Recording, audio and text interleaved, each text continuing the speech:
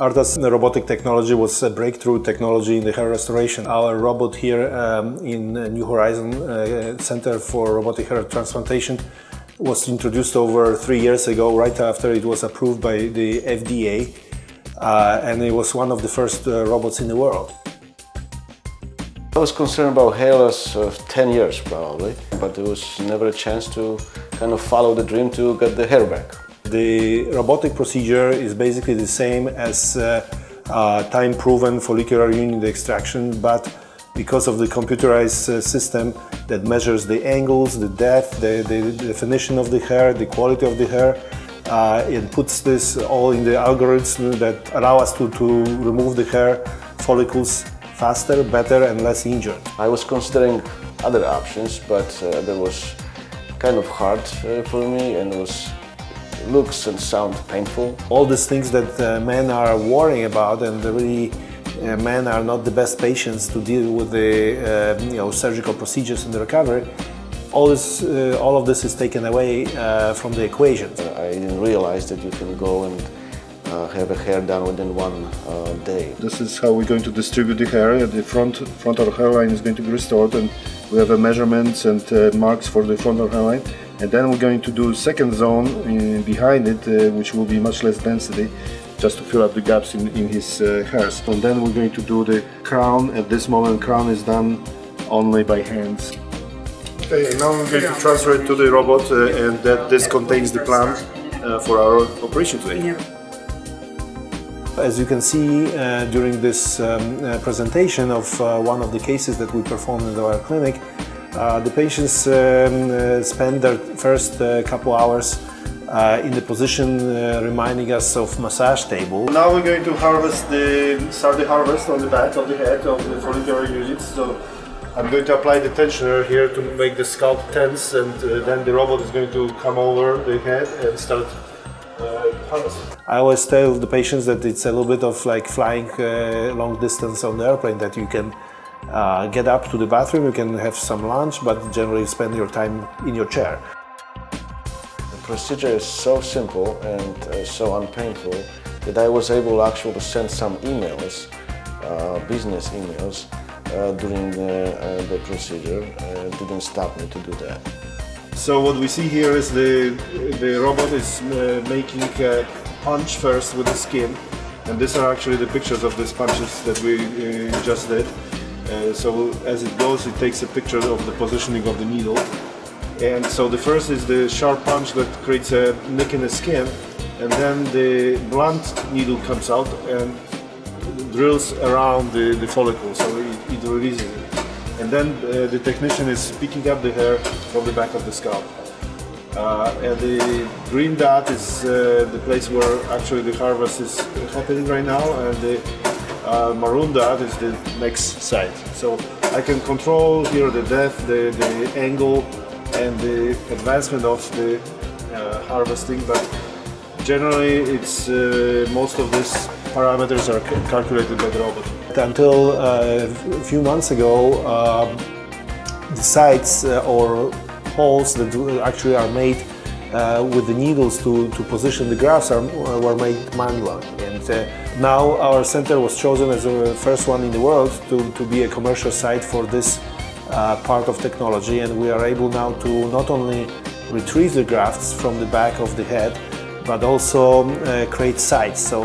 So what's the advantage of the site creation with the robot? First of all, it's very reproducible. The robot does it very quickly in a very systematic manner, but also it can avoid existing hair. So that's very important, because a lot of patients, of course, have their existing hair, and we don't want to injure them. If you do it by hand, if you do it manually, of course you try to avoid that too, but when, let's say, you do 2,000, 3,000 holes, chances are that some of the hair will be transected, which robotic technology avoids by mapping the existing hair. So as you can see on the videos here, showing us the site making technology, the computer actually identifies hair, and we can actually select the hairs that are healthy versus the ones that are not healthy by thickness of the existing hair.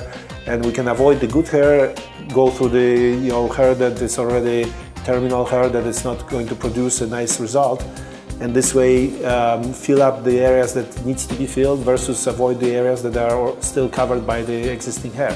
We also added another part to the procedure, which is a PRP injection. This is a platelet-rich plasma, by many people maybe known as vampire facelift, because it's the same type of technology is used to rejuvenate the face, and popularized in the cosmetic medicine, but we actually use it to promote the hair growth and hair healing of the donor sides. So after the hair is harvested from the back of the scalp and the sides are made, the small amount of blood is drawn from the patient, then spun down in the centrifuge to select platelet and separate platelet-rich plasma from the rest of the blood. So this is a rest of the blood, and this is platelet-rich plasma on the top of that. So this is what we're going to use, and we're going to actually mix it a little bit because there are different fractions of it, and sometimes we use just the top of it, but for today's purposes we will use the... And then it's actually re-injected to the recipient sides and also to the donor side, providing new nutrients and new modalities to help the healing and growth of the hair. The rest of the procedure is performed manually. The sides are already made. The grafts are harvested and checked under the microscope for quality, and sometimes separated into single grafts if we need to have a lot of single grafts in the front of the hair. And then manually they are transplanted into the scalp. As you can see, the process is very streamlined, and as comparison to previous cosmetically acceptable hair transplants, today hair transplants are very acceptable, and actually I would say even more, they are undetectable. A lot of my friends were surprised that I didn't have no scars on my head, and everything cures within the days. And I really had to explain to them the procedure, which I was very proud because it was a very interesting experience. Even experts like myself cannot sometimes tell if somebody had a hair transplant or not. So that's of course the goal, and I'm a plastic surgeon. We are also performing other types of cosmetic procedures, and the goal is always to provide our patients with the results that are enhancing their appearance, but not necessarily detectable. The ideal result of any plastic surgery is to achieve the results without detection. I will definitely recommend to any of my friends who would like to have a hair back. I would like to, as a matter of fact, I already talked to a couple of friends of mine. They were very anxious to see me, and they're actually monitoring my hair more than I do.